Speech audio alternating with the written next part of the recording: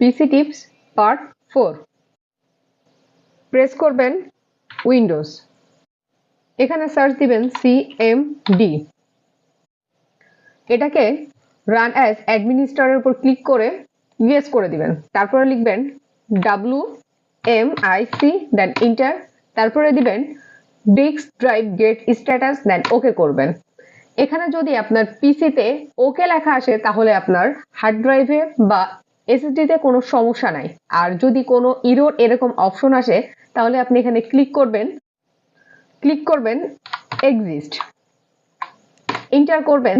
তারপরে লিখবেন CHKDSK, দেন inter করবেন। এখানে আপনার পিসিতে একটু সময় নিবে সবকিছু চেক করার জন্য। আপনার পিসির এসএসডি এবং হার্ড ডিস্ককে খুব ভালোভাবে স্ক্যান করবে, আর কোনো প্রবলেম থাকলে সেটা সলভ করে।